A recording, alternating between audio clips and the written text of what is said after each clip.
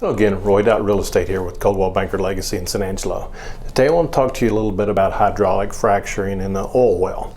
It's a term probably a lot of people have heard about, and if you're not in the oil field or something related to that, a lot of people don't really know much about it. So I'm not an expert, I'm not a geologist, I'm not in it, but I have enough side knowledge. I think I can kind of give you a transition understanding that for normal people, so to speak, for people that aren't in the oil field. So again, you've heard the term. So the simple answer, and first off, let me clarify too that anything I say here is my opinion and not Coldwell Banker Legacy, because there's some different opinions on some of the issues with it. Now, it's probably going to take me 2 videos to cover all the stuff I want to cover. So today I just want to kind of give you the highlights of the process. So it's part of a hydraulic fracturing is part of the horizontal or directional drilling that's been really exploding over the past 15 years or so.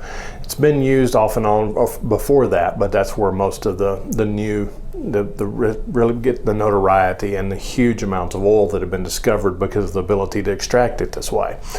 So the simple version is what they do is they drill a hole down, a vertical hole over where they want to be, and that can be anywhere from 5,000 to 15,000 feet deep vertically.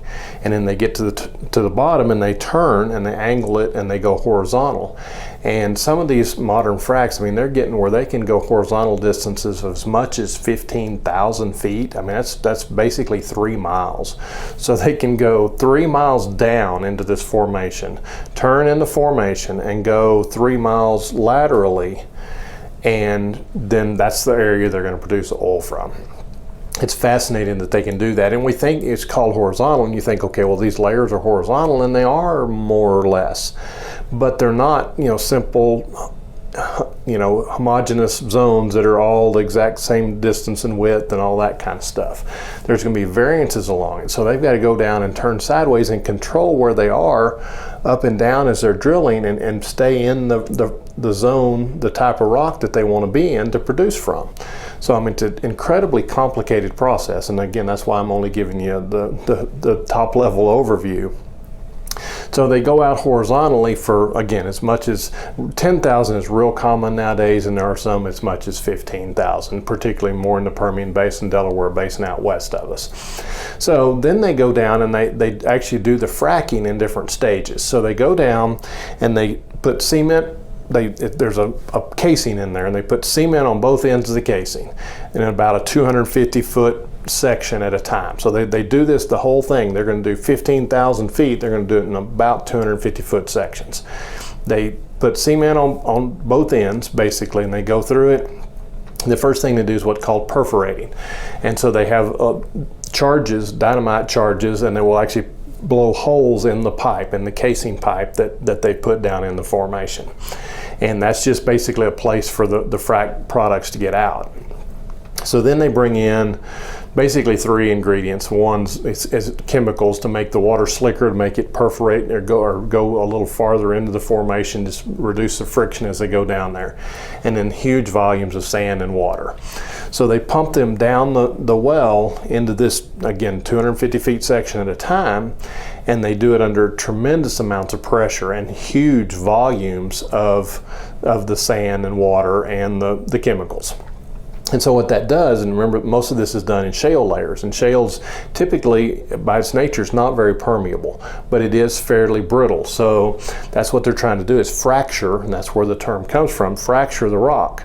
So they go out and they push the sand, the water, and the chemicals out into the formation, and it finds the little imperfections in the formation and kind of works its way out, and it just cracks it, and then the sand comes in and as it works as a proppant, it fills in those little cracks that were created, and all that gives a way for the oil and gas to get back to the pipe. So they do that in a 250-foot section. Then they come in and they drill out the concrete on both ends of that and go to the next one. And they repeat that process over and over until they get, 40 or 50 stages of the fracs to get to the end of it. And so That process of fracturing, they think generally it varies depending on the type of rock that they're working in, but they can get somewhere between 100 and 200 feet out away from that frac. And remember, you're 5 to 15,000 feet underground where they're doing all this. They can go from 100 to 200 feet out and kind of do some amount of fracturing of the rock around it, so that because it's so impermeable, if they don't have fractures to get, they'll never be able to get the oil and gas back to the pipe. So that enables them, because there's the huge pressures there are at that depth, it actually will naturally push the oil and gas then into the pipe. That's where the lowest pressure is, the area of least resistance. So it goes back into the pipe, and it's part of the extraction process as they get done. And so then once they're done, again, the sand is sent out there just to stay in the formation to hold those cracks open. Once they get the fractures to propagate out, then the sand is in there to hold them open. And so then they do this stage by stage, so they're at the end of it, and then they're ready to start producing. And most of the water and chemicals will stay there. Some of them they will actually extract, comes up with some of the early oil and gas, and then there's some other byproducts, things that come out of the formation with the production of oil and gas.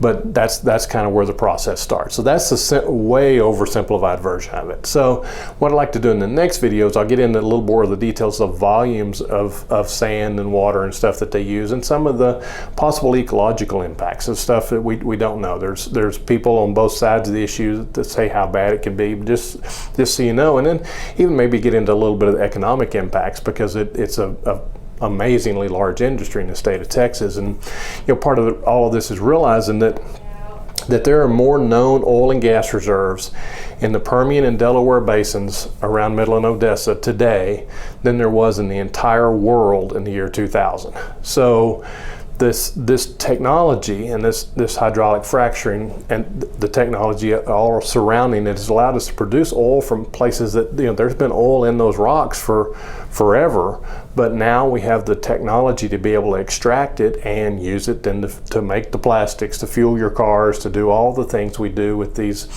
petrochemicals, with oil and gas and all the byproducts we get from them. So it's a big deal, it's very important, and it's good to have an understanding of it, so you kind of know the highlights of it. You can understand, as people are talking about it, what's going on and what impact it can have on us, good and bad, because it's clearly both. So anyway, just a little bit for today. We'll go into some more in the next video. So Roy.RealEstate, 325-268-0775. Thank you.